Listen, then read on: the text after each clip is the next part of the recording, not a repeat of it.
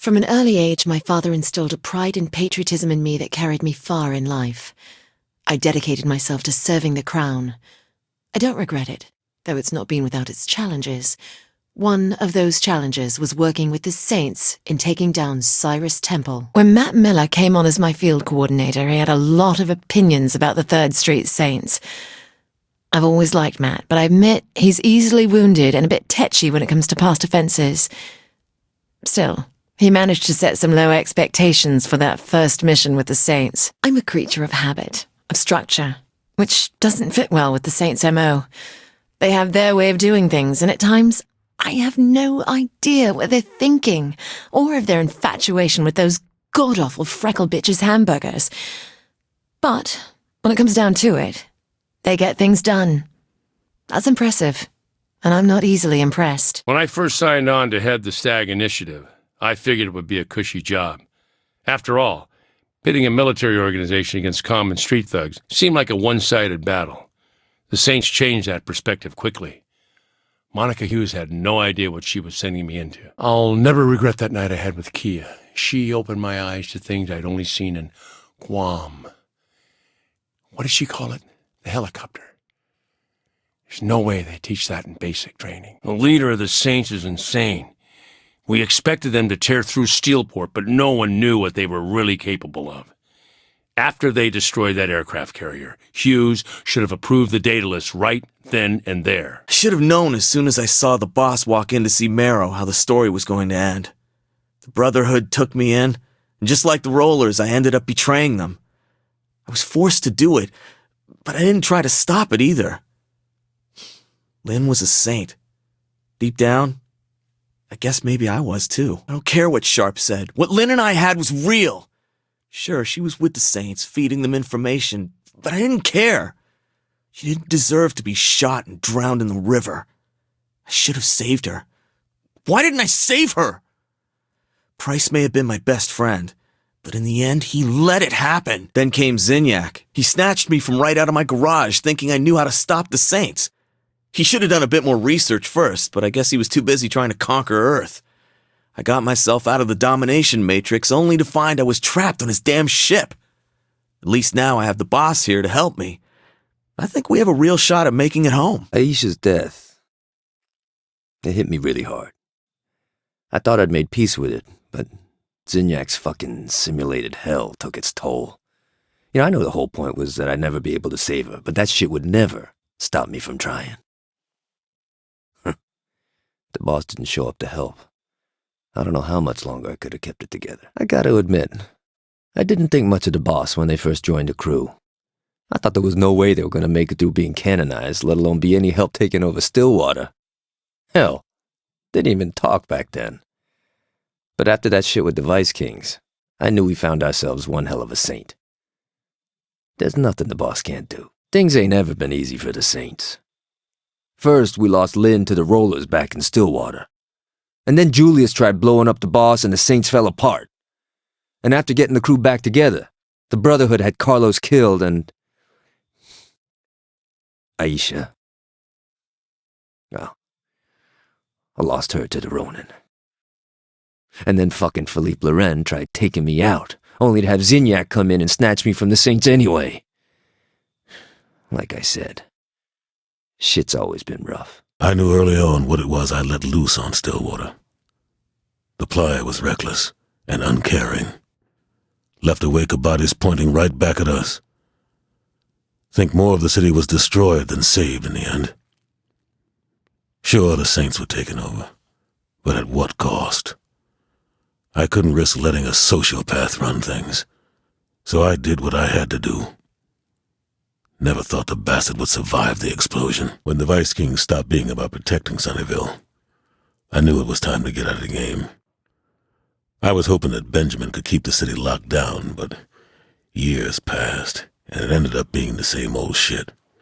Only this time, the victims were the people in Saints Row. I thought the Vice Kings was a cautionary tale that I learned something from.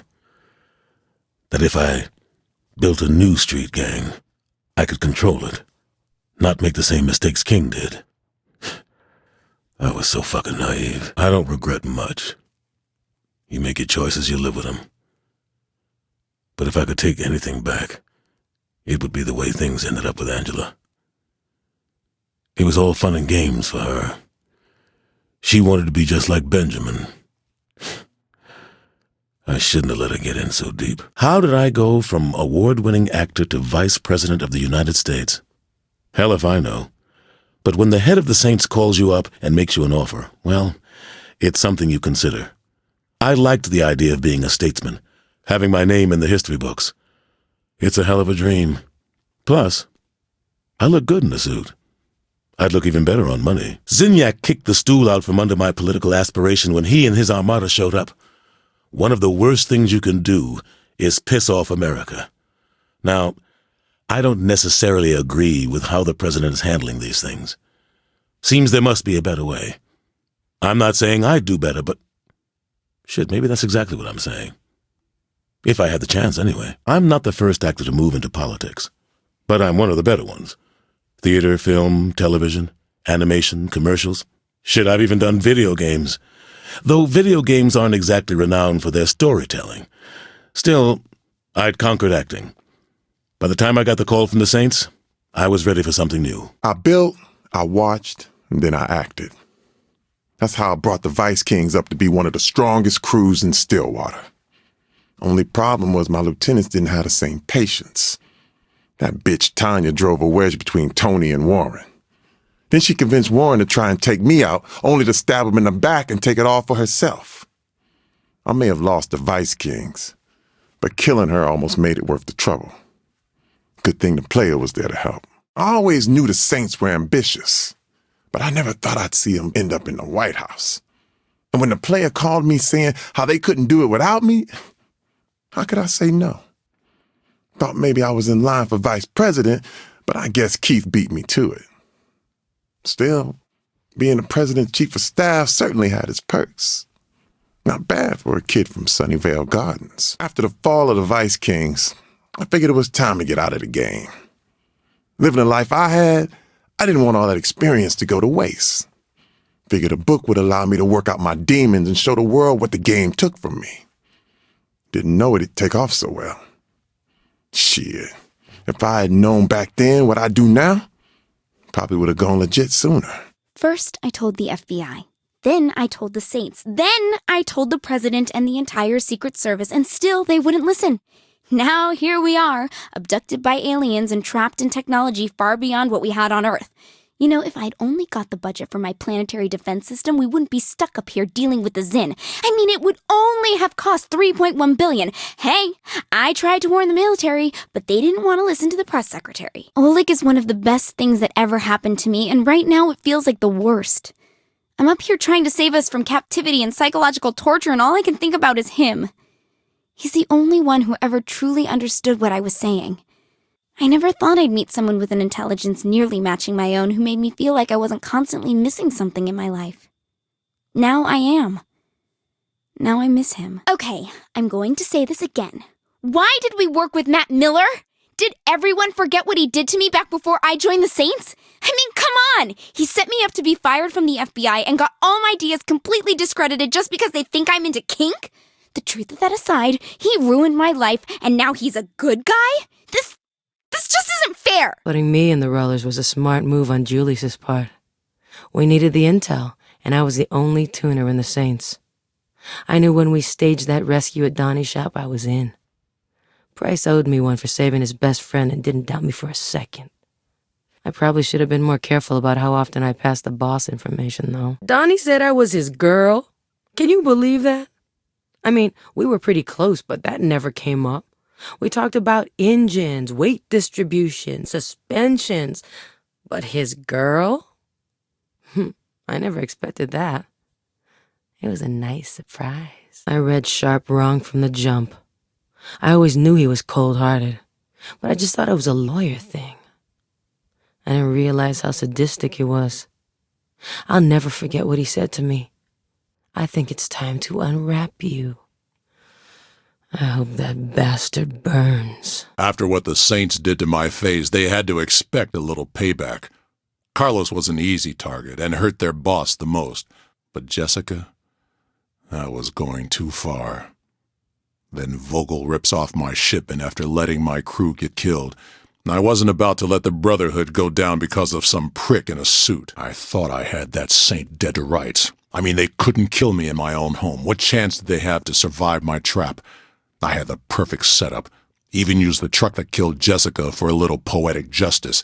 But it didn't matter. I lost. Fucking Saints. When I heard the Saints were back in Stillwater, I figured it couldn't hurt to have a little more muscle on the Brotherhood side. 2080 was a fair split for a bunch of has-beens from the row. After all, we were the strongest crew in the city. What do we have to fear from them? If their leader wasn't such a greedy asshole, maybe things wouldn't have escalated like they did. How was I supposed to know that MI6 would end up offering me asylum just so they could pair me up with one of their operatives?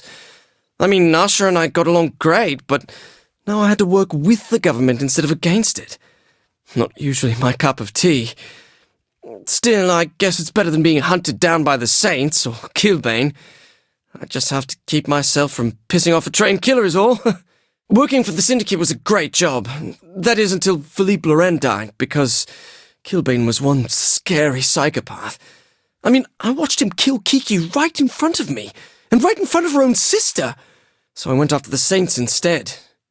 Wrong choice on my part, but they let me live. And surprisingly, so did Killbane. Only option then was to leave the country and hide. I'd say it's a tough world for someone to live in, but I'd be lying. Well, if they were the god of the cyber world like I was, that is. Put me in front of the latest technology and there wasn't anything I couldn't do. Even the FBI couldn't stop me. And believe me, they tried. Kinsey Kensington came close, but a few additions to her file and some photos, and even she couldn't come close to crashing my fun. Probably why I was recruited into the Syndicate in the first place. Okay, maybe it didn't all work out the way I planned. You know, Shaundi got a TV show, and every guy in the world wanted her. I was doing commercials and barely getting my music off the ground. But still, now I'm the Deputy Chief of Staff of the President of the United States, so that's gotta count for something. Though I don't think the approval ratings are gonna much matter anymore. Shaundi and I had a relationship. I came up with all the ideas. She got all the credit. Never seemed fair. I guess it worked out in the end, though. With me being an international celebrity and all. The boss was a lot more hardcore back in the day. Managed to pull the Saints back from the grave. Didn't take any shit from anyone, especially the Brotherhood, the Ronin, or the Sons of Samdi.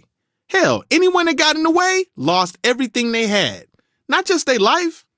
Still, it's too bad what happened to Carlos, though. He was a good kid. Donnie let himself get too close. He was Joseph's friend, but he valued his relationship with Lynn too much to see what was right in front of his face. Lynn brought everything down, and Donnie let it happen. If he wasn't so close to my nephew, I would have put him in that trunk with her. Joseph had a good thing going with the West Side Rollers in Stillwater. Every dollar I invested into my nephew's gang saw excellent returns. Even the Vice Kings and Los Cornales left us alone. That is, until the Saints showed up. It all started with that slut who infiltrated Joseph's people, Lynn. While I blame Lynn for her part in what happened, I haven't forgotten the fact that she had help. It was that upstart from Saints Row who did the dirty work for her, raiding my house, killing my nephew, and killing me. How could I have let it all happen? I told Joseph he had a traitor among his people too late. If I had only acted sooner, perhaps the Saints would have been wiped out instead. Damn, we had some good parties after all that. Then again, I knew how to have a good time. A little lower dust, some beer bongs, some hacky sack, and bam! Instant party. We all needed the distraction after taking over Ultor.